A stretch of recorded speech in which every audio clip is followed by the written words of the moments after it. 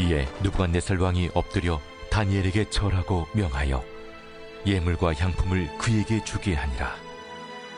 왕이 대답하여 다니엘에게 이르되 너희 하나님은 참으로 모든 신들의 신이시요 모든 왕의 주제시로다. 내가 능히 이 은밀한 것을 나타내었으니 네 하나님은 또 은밀한 것을 나타내시는 이시로다. 왕이 이에 다니엘을 높여 귀한 선물을 많이 주며 그를 세워 바벨론 온 지방을 다스리게 하며 또 바벨론 모든 지혜자의 어른을 삼았으며 왕이 또 다니엘의 요구대로 사드락과 메삭과 아벳느고를 세워 바벨론 지방의 일을 다스리게 하였고 다니엘은 왕궁에 있었더라. 오늘 여러분과 함께 나누게 될 말씀의 제목은 좀 봐가면서 싸워라. 오늘까지만 쉬고 내일부터 공부해야지, 아니면 이번 주까지만 좀 마음대로 먹고 이제 다음 주부터는 운동 시작할 거야, 이제 다이어트 들어가. 그리고 또 이번 달까지만 좀 내가 원하는 거 좀 사고 이제 다음 달부터는 정말 절약하면서 살 거야. 뭐 이런 이야기들은 전혀 낯선 이야기가 아니죠. 우리는 항상 이 당장의 만족, 기쁨, 그리고 훗날 더 큰 만족과 기쁨을 놓고 항상 갈등을 합니다. 고민하죠. 그리고 이 당장의 만족에 넘어갈 때가 종종 있습니다. 자, 어른들도 힘든 이것, 우리 아이들은 얼마나 힘들까요? 이 어린아이한테 너 오늘 집에서 공부할래? 아니면 아빠랑 롯데월드 갈래? 하면은 이 아이가 정상적인 아이라면 롯데월드 간다고 말하죠. 이거 당연한 겁니다. 근데 이 아이한테 질문을 한번 바꿔봐서, 야, 오늘 너 집에서 공부하면 아빠가 너 다음에 대학 갈 때 등록금 다 내주고 너 집도 사주고 너 차도 네가 원하는 걸로 사줄게. 그러니까 오늘 롯데월드 안 가고 오늘 공부하면 아빠가 그렇게 해줄게. 뭐 할래? 하면은 4살, 5살 아이는 뭐라고 대답할까요? 정상적인 경우 대답은 바뀌지 않습니다. 롯데월드. 제가 저희 아들이 좀 더 컸을 때 이런 비슷한 질문을 한 적이 있습니다. 근데 제 아들이 뭐라고 그랬냐면, 후자를 선택하고 싶지만, 즉 그 대학 등록금과 집과 자동차를 선택하고 싶지만 본인은 전자를 선택하겠다서. 왜? 그랬더니 아빠는 어차피 그 약속을 지킬 능력이 없으니까. 가슴이 아팠습니다. 여러분, 어린아이가 이 당장의 만족, 당장의 기쁨을 선택하는 것은 너무 당연합니다. 왜요? 어린아이의 특징이 뭐예요? 먼 미래를 보지 못합니다. 큰 그림 못 봐요. 당연하지만 이 아이가 자라나서 20대가 되고 30대, 40대, 50대가 됐는데도 여전히 큰 그림을 보지 못한다면, 당장의 만족보다 훗날에 더 큰 만족을 선택할 줄 모른다면 심각한 거죠. 걱정할 수밖에 없습니다. 근데 영적으로도 똑같습니다. 이제 처음 예수님 믿고 이제 막 하나님 만난 사람이 아직 영적인 어떤 이 관점을 갖지 못하는 것, 하나님의 그림을 보지 못하는 것 이해할 수 있어요. 하지만 그가 그렇게 신앙생활을 오래 하고 성경 공부도 많이 하고 교회도 다녔는데 여전히 하나님의 관점, 영적 관점을 보지 못한다면 그거 심각한 겁니다. 오죽하면 사도 바울이 영적 어린 아이라고 이 고린도 교회 성도들을 책망했을까요? 오늘날 많은 그리스도인들은 교회를 다니고 또 성경 공부를 하지만 여전히 이 하나님의 관점, 빅픽처를 보지 못하면서 삽니다. 바벨론과 같은 현실 속에 살면서 끊임없이 현실을 보고 당장 눈앞에 펼쳐지는 것을 보고 원망하고 좌절하고 슬퍼하고 분노하고 손가락질을 하게 되죠. 영원한 하나님 나라의 보화보다는 당장 썩어 없어질 이 땅의 보화를 추구하면서 사는 성도들이 적지 않습니다. 그래서 우리는 다니엘과 친구들처럼 영원한 관점을 갖지 않기 때문에 이 땅의 바벨론 그리고 느부갓네살들을 축복하고 그들의 평안을 빌면서 살 여유가 없는 거예요.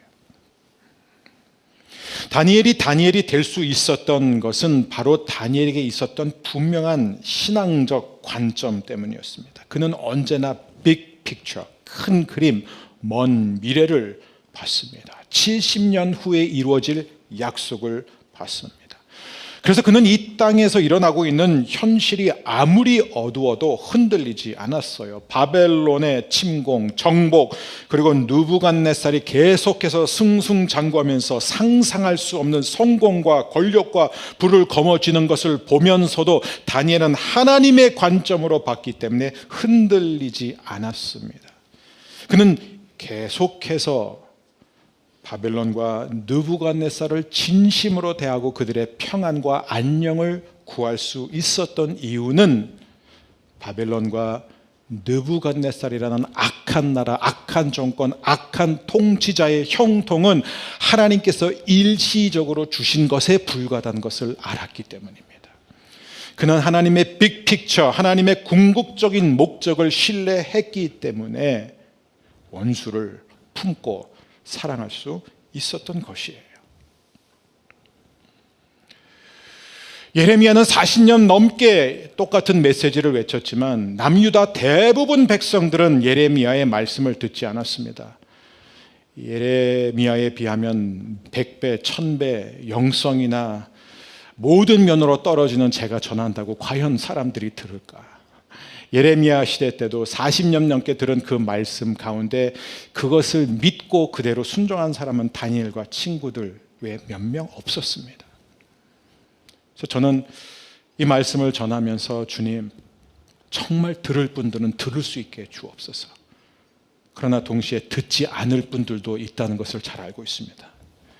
젊었을 때는 제가 그런 걸 인정 안 했는데 나이가 들어오면서 보니까 안 바뀌고 듣지 않는 분들이 있다는 것을 깨닫게 됩니다. 그래서 저의 간절한 기도는 주님, 우리의 귀가 열리게 하여 주옵소서.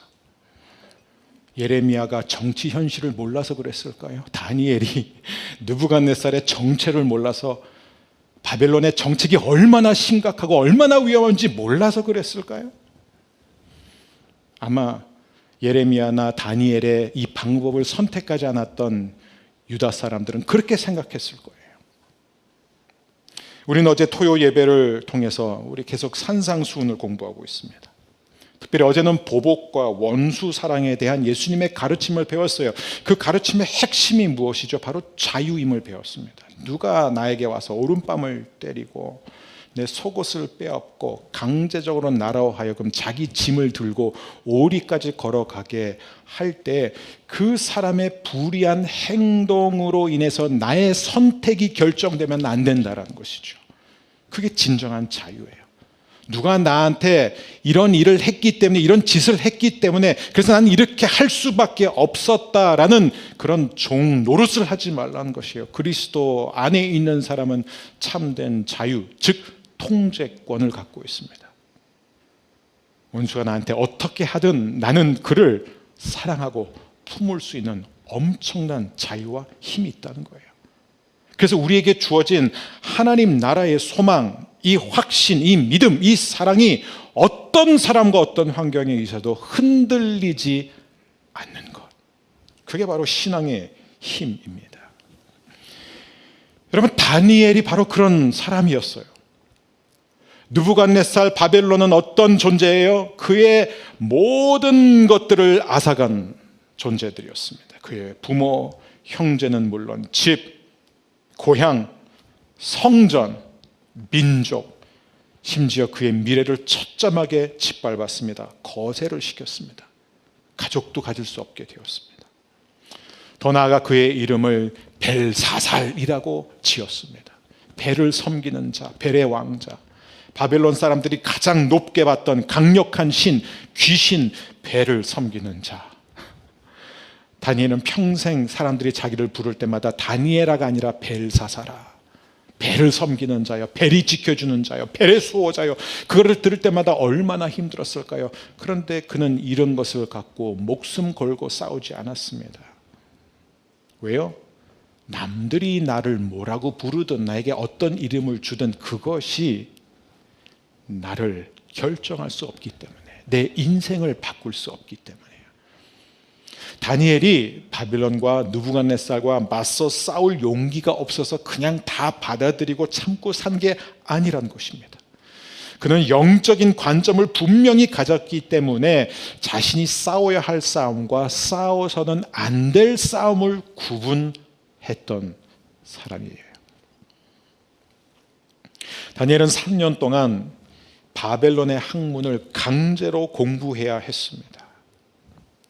그런데 이 온갖 점성술, 주술, 주문 외우고 이 귀신의 학문을 공부하는 데 있어서 물론 이것들이 다 선택 과목이었다면 아마 다니엘이 선택하지 않았을 것 같아요. 그런데 이게 필수 과목이었다는 거죠. 졸업을 하려면 해야 됐어요. 저 같은 사람이면 할 수 없이 해야 되면 하되 대충 하겠지만 다니엘은요 항상 앞자리에 앉아서 강의를 들을 때 제일 열심히 집중해서 듣고 필기를 열심히 해가지고 예습 복습 다 해가지고 결국 뭐예요? 시험을 잘 봐서 졸업할 때 수석으로 졸업했습니다. 우등생으로 졸업했어요. 자, 다니엘은 왜 이렇게까지 열심히 공부했을까요? 귀신의 학문을 왜 이렇게 배웠을까요? 그 이유는 그렇게 해야만 그가 바벨론 정권에서 인재로 발탁이 되고 느부갓네살 눈에 띌 뿐만 아니라 느부갓네살 앞에서 살아계신 하나님만이 유일하고 참된 신임을 증거할 수 있는 날이 올 것을 믿었기 때문입니다. 이게 빅픽처예요. 46절, 47절 그 꿈이 이루어집니다. 우리 함께 읽겠습니다. 이에 느부갓네살 왕이 엎드려 다니엘에게 절하고 명하여 예물과 향품을 그에게 주게 하니라. 왕이 대답하여 다니엘에게 이르되 너희 하나님은 참으로 모든 신들의 신이시요 모든 왕의 주제시로다. 내가 능히 이 은밀한 것을 나타내었으니 내 하나님은 또 은밀한 것을 나타내시는 이시로다. 여러분 상상을 해보세요. 느부갓네살이 지금 가장 힘이 셀 때입니다. 가장 파워풀할 때예요. 세계에서 가장 큰 권력을 갖고 절대 권력이 있는 것처럼 보이는 사람이, 그 사람이 뭘 해요? 다니엘 앞에 엎드려 절을 합니다. 이건 있을 수 없는 일이에요. 그리고 그가 말합니다. 네가 보여준 하나님이에요.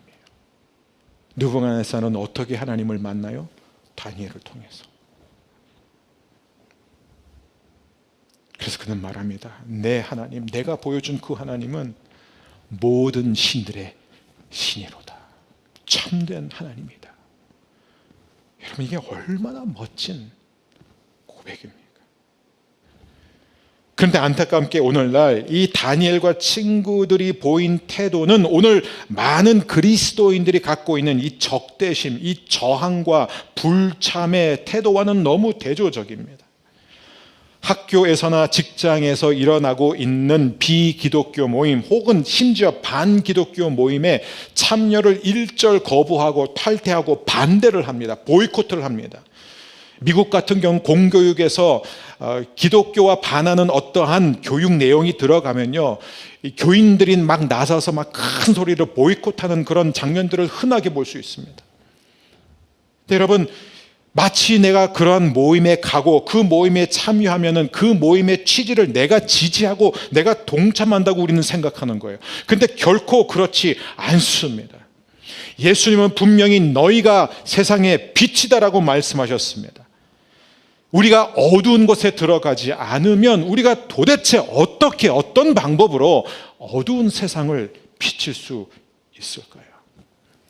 우리는 비기독교 모임, 반기독교 모임과 단절된 상태로 지내면 지낼수록 결국 뭐예요? 죄인과 악한 사람들과 점점 멀어질 수밖에 없습니다. 자, 그들과 멀어지면 어떻게 그들의 신뢰를 얻을 수 있고 어떻게 그들 앞에 서서 우리가 진리를 전할 때 그들이 그 진리를 듣고자 하겠습니까?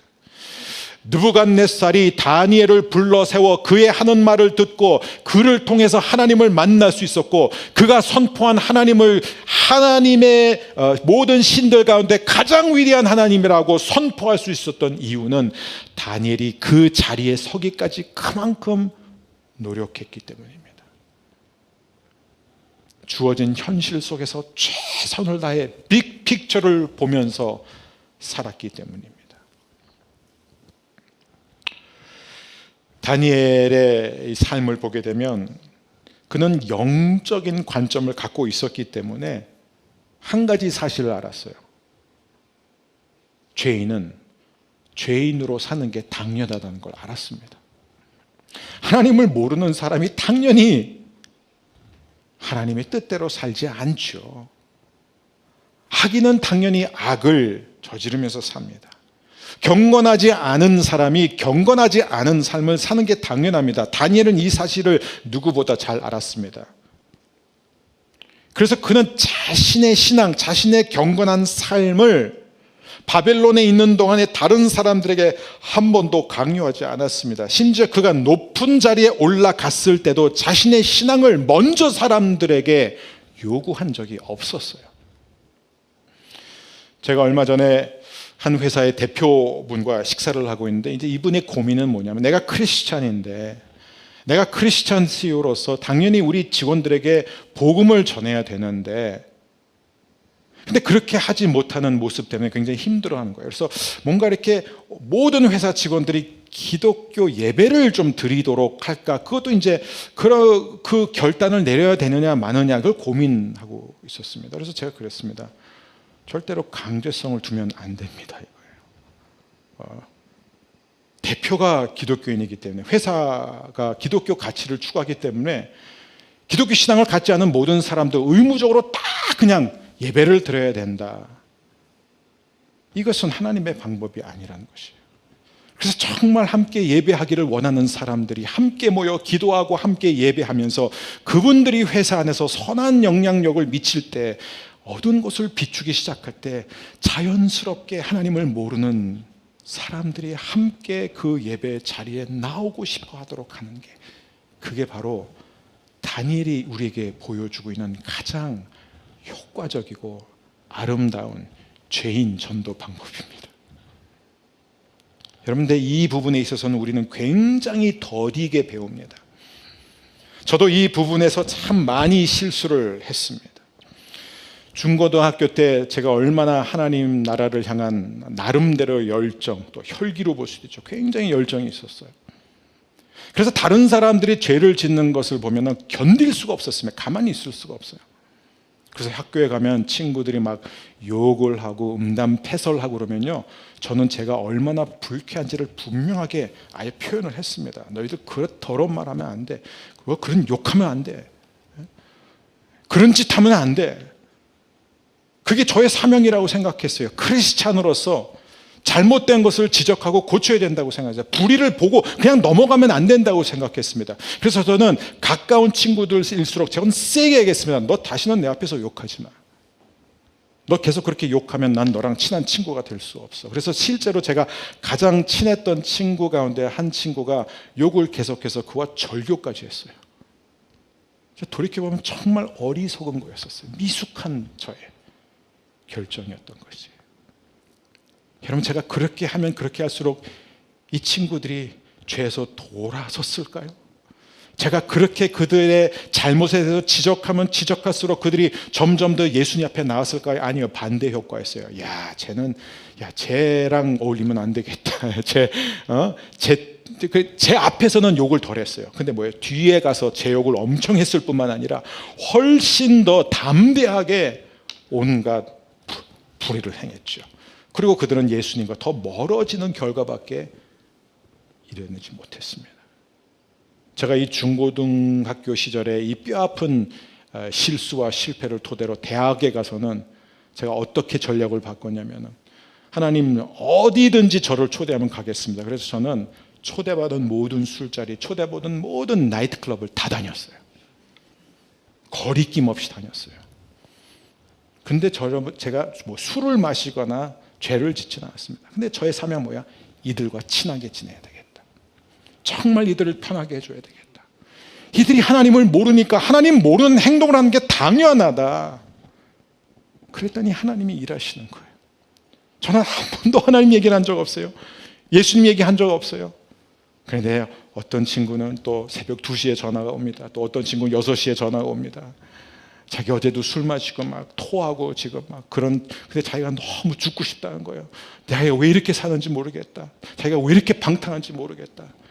그래서 저는 막 상가 건물에 들어가고 중국집 화장실에 들어가서 새벽 2시에 나이트클럽 화장실에서도 한 친구에게 예수님 영접시키고 막 눈물로 그 화장실에서 무릎 꿇고. 왜요? 죄인은 죄를 지을 수밖에 없어요. 저는 그들을 보면서 제 신앙, 제 오름, 저의 경건한 삶을 강요하지 않고 기다렸습니다. 그들이 저를 신뢰할 수 있도록, 정말 내가 진심으로 그들을 사랑하고 내가 정말 좋은 친구라는 것을 보여줬어요. 그러니까는 자기 발로 옵니다. 그리고 제가 전하고자 하는 그 복음, 그 말씀을 경청했습니다. 근데 저는 아직도 많이 부족해요. 여러분, 어떻게 우리가 세상을 변화시킬 수 있어요? 어떻게 완강하게 하나님을 거부하는 사람들을 우리가 어떻게 변화시킬 수 있습니까? 우리는 못합니다. 그런 의미에서 다니엘은 싸움의 고수였어요. 다니엘과 친구들은 싸워야 할 싸움과 피해야 할 싸움을 봐가면서 했어요. 그게 지혜예요, 지혜. 어떤 것은요, 치열하게 싸웠습니다. 목숨 걸고 싸웠습니다. 불 속에 들어가는 것도 개의치 않았습니다. 근데 어떤 것은 그냥 패스했어요. 패스. 그래서 저는 그리스도인들에게 가장 중요한 단어 가운데 하나가 패스예요. 패스. 제가 예전에 섬겼던 교회 고 하영조 목사님이 즐겨 쓰시던 표현이 뭐냐면, 모든 은혜로운 회의는 통과. 빨리 통과시키는 게 은혜로운 회의다. 우리는 통과시킬 수 있어야 돼요.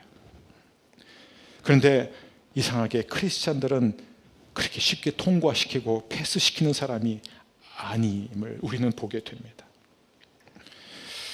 다니엘은 싸움을 봐가면서 싸웠기 때문에 바벨론에서 엄청난 선악 영향력을 미칠 수 있었습니다.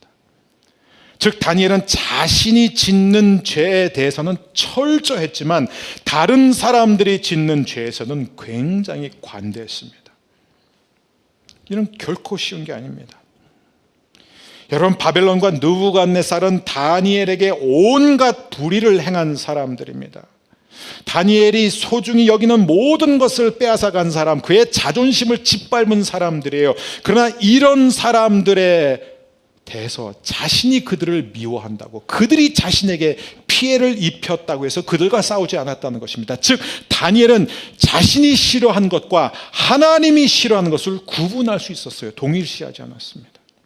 근데 얼마나 많은 사람들은 자신이 싫어하기 때문에 그래서 하나님이 싫어한다고 확신하면서 목숨 걸고 싸우는지 모릅니다. 결국 안티 기독교 세력만 키우는 거예요.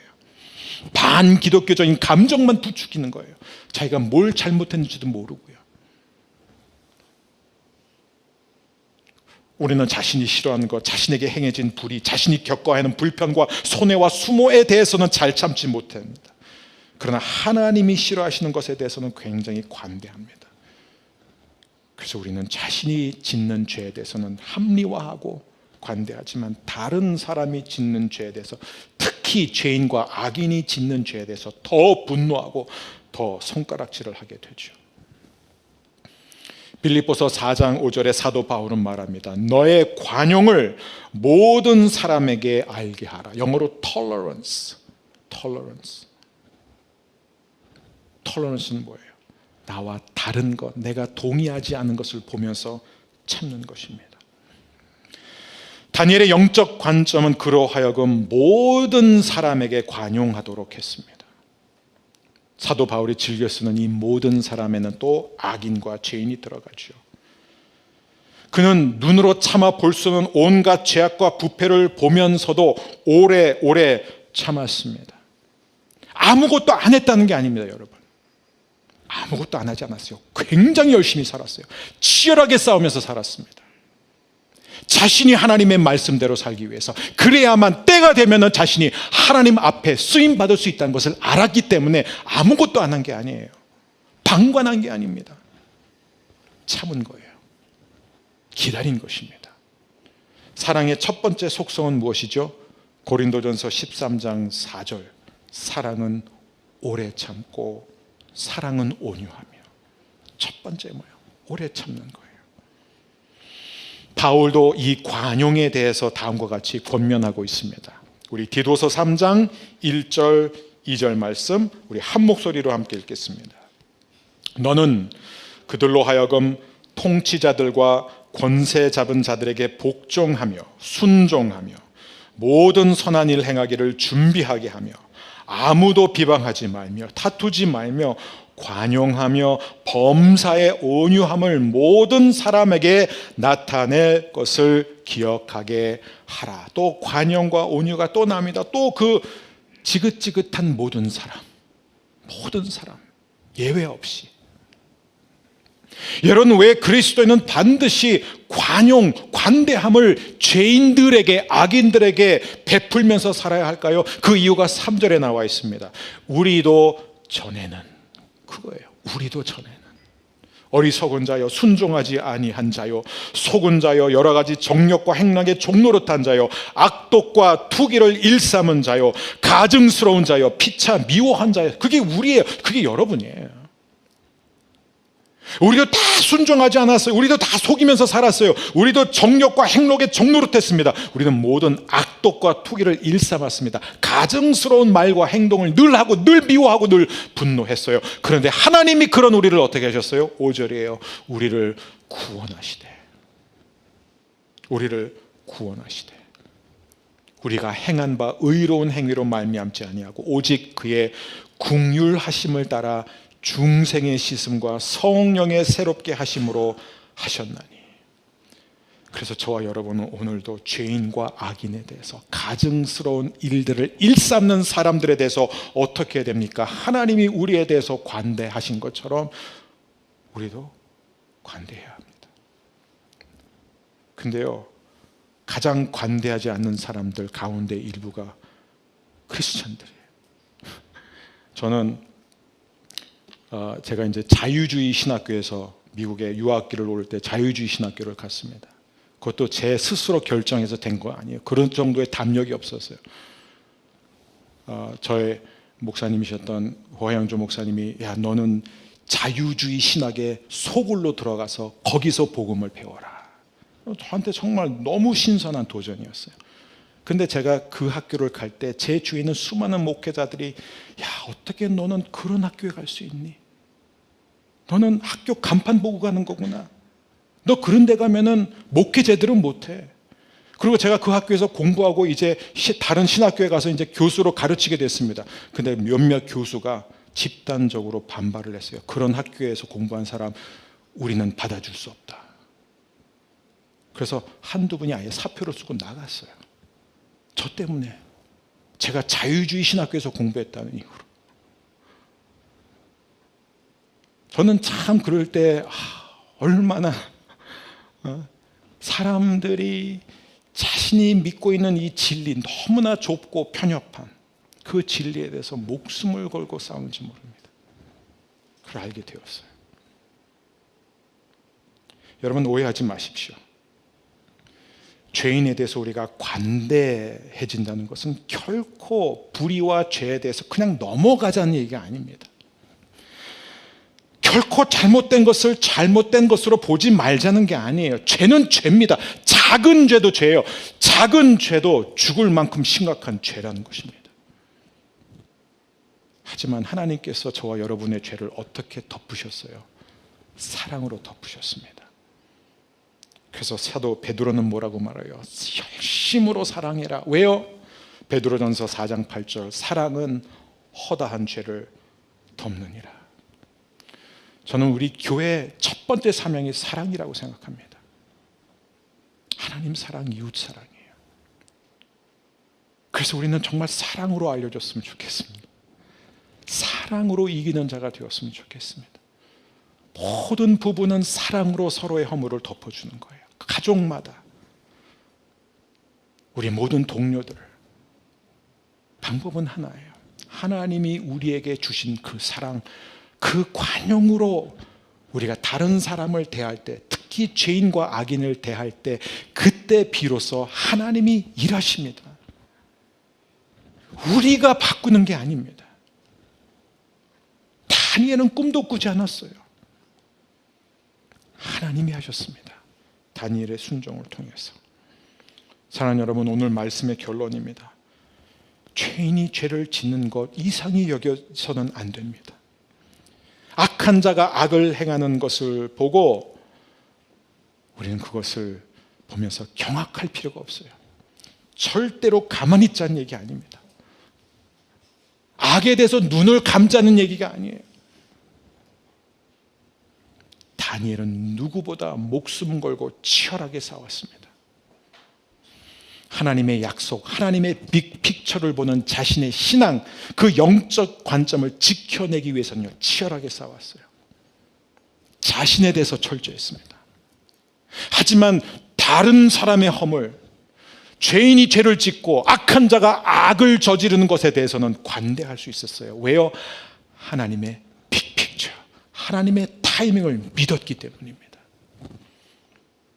만일 오늘날 한국 교회가 현대판 다니엘들을 많이 만들어낼 수 있다면 저는요, 이 나라 이 민족엔 놀라운 변화와 부흥이 일어날 것을 확신합니다. 다니엘과 같은 긴 저 먼 미래를 보는 그런 영적 관점을 가진 사람들은요, 당장의 현실을 보면서 망연자실하지 않습니다. 악한 세상과 죄인들을 보면서 오히려 더 큰 관대함과 아량을 베풀 수 있을 거예요. 우리가 동의하지 않고 우리가 반대하는 그 사람들의 입을 틀어 막으려고 하지 않고 도리어 그들의 말을 들어줄 때에 어떤 일이 일어납니까? 하나님께서 일하기 시작합니다. 우리는 그들의 신뢰를 얻게 됩니다. 그들은 우리를 통해 일하시는 하나님을 만나게 될 것입니다. 저와 여러분 모두가 힘들고 어렵고 좁은 길이지만, 많은 사람들이 선택하지 않는 길이지만 그 좁은 길을 갈 수 있게 되기를 축원합니다. 그것이 다니엘이 간 길, 예수님이 가신 십자의 길, 사도들의 길이었습니다. 다니엘은 바닥에 있던 정상의 자리에 오르든 그는 자신의 신앙과 경건한 삶을 다른 사람에게 먼저 요구하지 않았습니다. 그냥 이방인이니까 이방인대로 살게 했어요. 죄인이니까 죄 지으면서 살도록 내버려뒀습니다. 그러나 가만히 있지 않았습니다. 철저하게 하나님께 쓰임받기 위해서 준비했습니다. 치열하게 영적 전쟁을 치르며 나아갔습니다. 그래서 그는 자신의 경건을 지켰을 뿐만 아니라 그가 느부갓네살 앞에서, 그 이후에도 많은 왕들 앞에서 설 때마다 그는 하나님을 담대하게 선포했고, 그들은 사시고 참되신 하나님 앞에 엎드렸습니다. 그런 저와 여러분이 되시기를 주의 이름으로 축원합니다.